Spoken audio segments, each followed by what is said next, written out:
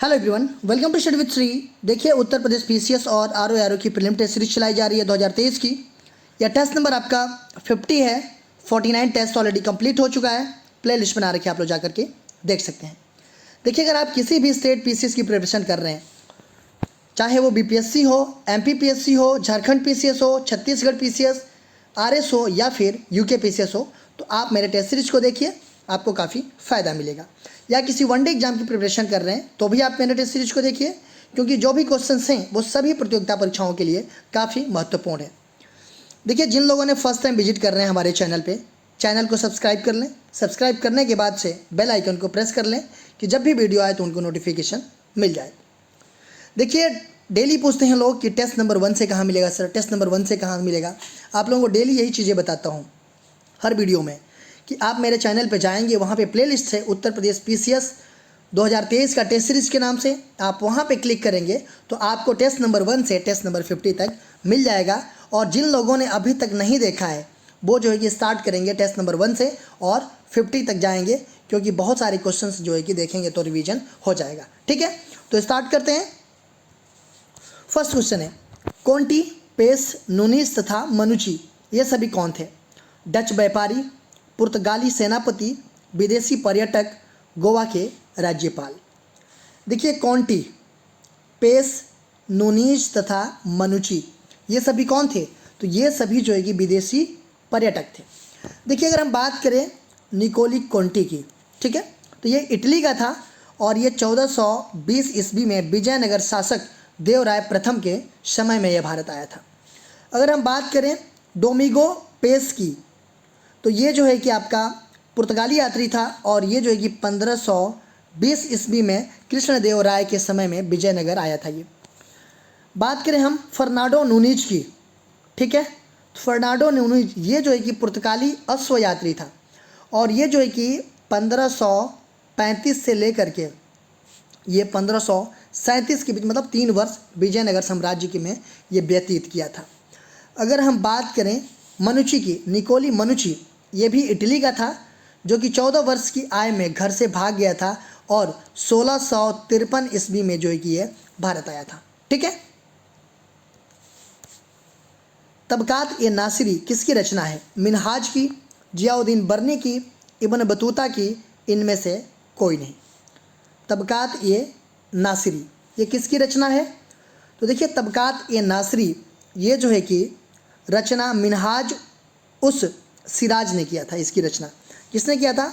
मिनहाज उस सिराज ने। देखिए, मिनहाज ने शासकों और सुल्तानों के इतिहास लिखने की योजना बनाया था और इसने क्या किया कि इल्तुतमिश से आरंभ किया और ये नसरुद्दीन मोहम्मद के शासनकाल के लगभग 14 वर्षों तक का ये इतिहास जो है कि इसने लिखा था। इलाही गज का प्रयोग किसने लिए होता था? सम्राट की पोशाक काटने के लिए, ज़मीन को नापने के लिए, सड़क बनाने के लिए, मस्जिदों की ऊंचाई नापने के लिए। देखिए, इलाही गज का प्रयोग जो है कि किसके लिए होता था? तो ये होता था किसके लिए? ज़मीन को नापने के लिए। बी ऑप्शन आपका सही है। देखिए, अकबर का जो काल था ना, उसके पहले की बात है। भूमि की नाप जो कि किससे होती थी? रस्सी से होती थी। ठीक है, भूमि की नाप रस्सी से की जाती थी। बट क्या हुआ कि रस्सी जो है कि मौसम के साथ साथ जो मौसम का प्रभाव होता है उसके कारण क्या होता था, ये घट बढ़ जाता था। मान लीजिए सर्दियों में क्या हो जाएगा, रस्सी छोटा हो जाएगा, गर्मियों में जो है कि रस्सी बड़ा हो जाएगा, तो इससे नापने में काफ़ी दिक्कतें आती थी। ठीक है, उसके बाद से जो है कि रस्सी का प्रयोग समाप्त कर दिया गया। उसके स्थान पे बांस की जरीब का प्रयोग शुरू कर दिया। बांस की जरीब, लेकिन बीच बीच में क्या होता था कि जो ये लोहे की पत्तियाँ से ये जुड़े होते थे, जो बांस के टुकड़े होते थे ये लोहे की पत्तियों से ये जुड़े होते थे। उस टाइम पे जो है कि ये क्षेत्रफल का, मतलब ये सब सारी चीज़ें की जाती थी। उस टाइम पे क्षेत्रफल की इकाई क्या थी? तो बीघा मानी जाती थी। मतलब कि 60 गज गुणे 60 गज, ये जो है कि आपका हो जाएगा कितना? 3600 वर्ग गज। ठीक है, ये मतलब बीघा माना जाता था उस टाइम पे। देखिए, शुरू में जो था भूमि मापने के लिए गज ए सिकंदरी का प्रयोग किया गया, लेकिन अकबर के कार्यकाल में ये गज ए इलाही का प्रयोग किया गया। ठीक है, तो ये हो जाएगा आपका बी ऑप्शन। धंग राजपूतों की किस शाखा से संबंधित था? परमार, चौहान, चंदेल, प्रतिहार। देखिए, धंग ये जो है कि राजपूतों की किस शाखा से संबंधित था, तो ये जो है कि चंदेल शाखा से संबंधित था। ठीक है, देखिए धंग राजपूतों की चंदेल शाखा का शासक जो है कि 950 से 1102 ईस्वी तक था ये। ठीक है, देखिए चंदेलों की जो वास्तविक स्वाधीनता का जन्मदाता था वो यही था। ठीक है, इसने जो है कि खजुराहो में अनेक भव्य मंदिरों का निर्माण करवाया, जैसे कि जीननाथ, विश्वनाथ, बैद्यनाथ, इन सब मंदिरों का जो निर्माण जो है कि इसी ने करवाया। बहमनी राज्य के विघटन के उपरांत दक्षिण में कितने मुस्लिम राज्यों का उदय हुआ? 4, 5, 7, 4। देखिए बहमनी राज्य के विघटन के उपरांत दक्षिण में कितने मुस्लिम राज्यों का उदय हुआ? तो ये हुआ 5।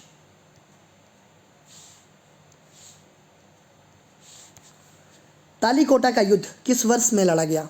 1526, 1548, 1565, 1604। देखिए तालीकोटा का युद्ध जो कि किस वर्ष लड़ा गया? तो ये लड़ा गया 1565 में। ठीक है, ये 1565 में लड़ा गया, 23 जनवरी 1565 में। देखिए ये जो है कि दक्कन मुस्लिमों राष्ट्रों के महासंघ और विजयनगर साम्राज्य के मध्य लड़ा गया था, और इस युद्ध को राक्षस तंगड़ी के नाम से भी जाना जाता है, मतलब राक्षस तंगड़ी युद्ध के नाम से भी इसको जानते हैं, तालीकोटा के युद्ध को। अरीज ए मुमालिक किस विभाग का प्रबंध करता था? राजस्व, विदेश, सेना, न्याय। अरीज ए मुमालिक ये किस विभाग का प्रबंध करता था? तो ये जो है कि अरीज ए मुमालिक ये सेना विभाग, मतलब कि दीवान ए अर्ज, इसका प्रधान था। सी ऑप्शन आपका सही है। देखिए ये इसका काम क्या होता था कि यह सैनिकों की भर्ती करवाता था, उसके रसद की व्यवस्था करता था, उसके निरीक्षण की व्यवस्था था, घोड़े पर दाग और सैनिकों की हुलिया रखे जाने की व्यवस्था, ये सब सारा जो है कि ये काम करता था। सूफी संत निजामुद्दीन औलिया का मजार कहाँ है? अजमेर, आगरा, संभल, दिल्ली। देखिए सूफी संत जो हैं निजामुद्दीन औलिया, इनका मजार कहाँ पे है? तो इनका मजार जो है कि दिल्ली में है। देखिए शेख निजामुद्दीन औलिया ये जो है कि शेख फरीद के सर्वाधिक विख्यात शिष्य थे। ये इनका जन्म कहाँ पे हुआ था? बदायूं में हुआ था 1236 ईस्वी में, और जो है कि ग्यासपुर है दिल्ली में, यहाँ पे इनका जो है कि मजार है, मतलब दरगाह है। दक्षिण के सूबे से चौथवा सरदेशमुखी प्राप्त करने का अधिकार किसने प्राप्त किया? बाजीराव प्रथम, बाजीराव, बालाजी विश्वनाथ, राजाराम। दक्षिण के सूबों से चौथ व सुरदेशमुखी प्राप्त करने के अधिकार किसने प्राप्त किया? तो ये प्राप्त किया किसने? बालाजी विश्वनाथ ने। ब्रह्मसूत्र का लेखक कौन है? बादरायण, गौड़पाद, कपिल, शंकराचार्य। ब्रह्मसूत्र का लेखक कौन है? तो ये देखिए वेदांत दर्शन का प्रमुख आधार जो है कि बादरायण द्वारा रचित है। ये ब्रह्मसूत्र किसके द्वारा रचित है? तो ये जो है कि बादरायण के द्वारा ये रचित है। वेदांत दर्शन का प्रमुख आधार बादरायण जो थे उनके द्वारा जो है कि ये रचित है। हजारा मंदिर किस विजयनगर शासक के काल में बना था? देवराय द्वितीय, कृष्णदेवराय, हरिहर द्वितीय, वेंकट द्वितीय। हजारा मंदिर की बात की जा रही है कि हजारा मंदिर जो है कि किस विजयनगर शासक के काल में ये बना था? तो ये बना था कृष्णदेव राय के शासनकाल में। देखिए विजयनगर के तुलु वंशी शासक कृष्णदेव राय जो है कि 1509 से 1529 तक जो है कि इन्होंने हजारा मंदिर एवं विठल स्वामी मंदिर का निर्माण करवाया। किस किस मंदिर? हजारा मंदिर और विठल स्वामी मंदिर का इन्होंने निर्माण करवाया।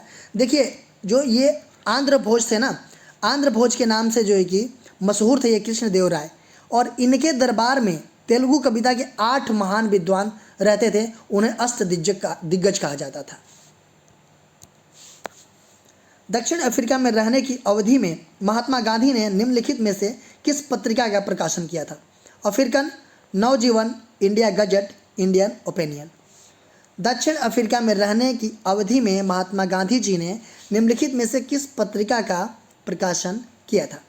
किस पत्रिका का प्रकाशन किया था? तो ये किया था इंडियन ओपिनियन की। देखिए सन 1894 ईस्वी में गांधी जी ने दक्षिण अफ्रीका में नटाल इंडियन कांग्रेस की स्थापना की और उन्होंने इंडियन ओपिनियन नामक अखबार भी निकाला। देखिए ये जो अखबार था ना, ये जो कि गुजराती, हिंदी, तमिल तथा अंग्रेजी में ये प्रसारित होता था। भारत सरकार ने 1833 ईस्वी में निम्नलिखित की अध्यक्षता में भारतीय कानूनों को संहिताबद्ध करने के लिए एक विधि आयोग का गठन किया। एल्फिंस्टन, मैकाले, विलियम बैटिक इनमें से कोई नहीं। देखिए भारत सरकार ने 1833 ईस्वी में निम्न की अध्यक्षता में भारतीय कानूनों को संहिताबद्ध करने के लिए एक विधि आयोग का गठन किया। वो जो है कि आपका ये है मैकाले ने। बी ऑप्शन आपका सही है। देखिए ब्रिटिश सरकार ने 1833 ईस्वी में लॉर्ड मैकाले की अध्यक्षता में भारतीय कानूनों को संहिताबद्ध करने के लिए एक विधि आयोग नियुक्त किया था। इंडियन नेशनल कांग्रेस की प्रथम महिला अध्यक्ष कौन थी? Sarojini Naidu, Sucheta Kripalani, Annie Besant, mother Teresa. Indian national Congress की प्रथम महिला अध्यक्ष कौन है? तो वो हैं आपके एनी बेसेंट। देखिए श्रीमती एनी बेसेंट ने भारतीय राष्ट्रीय कांग्रेस का प्रथम महिला अध्यक्ष थी और इन्होंने कलकत्ता अधिवेशन कब हुआ था? 1917 ईस्वी में हुआ था, इसकी अध्यक्षता की थी। देखिए इसमें एक और क्वेश्चन बन सकता है कि अगर पूछा जाए कि इंडियन नेशनल कांग्रेस की प्रथम महिला अध्यक्ष पूछा गया तो एनी बेसेंट हो जाएगा। अगर प्रथम महिला ये पूछा जाए कि विदेशी महिला अध्यक्ष कौन थी तो भी एनी बेसेंट होगा। अगर इसमें पूछ लिया जाएगा कि इंडियन नेशनल कांग्रेस की प्रथम देशी महिला अध्यक्ष कौन थी, ठीक है, मतलब भारत की, तो कौन हो जाएगा? तो वो जो है कि सरोजनी नायडू थी। ठीक है, ये जो है कि 1925 में हुआ था ये अधिवेशन, उसकी जो है कि अध्यक्षता किया था सरोजनी नायडू ने। और 1925 में जो अधिवेशन हुआ था वो कहाँ पे हुआ था कि जो मतलब जिस अधिवेशन का अध्यक्षता सरोजनी नायडू ने किया था 1925 में, ये कहाँ पे हुआ था ये आप लोग कमेंट बॉक्स में मुझे बताएंगे। अंत्योदय योजना का शुभारंभ कब किया गया था?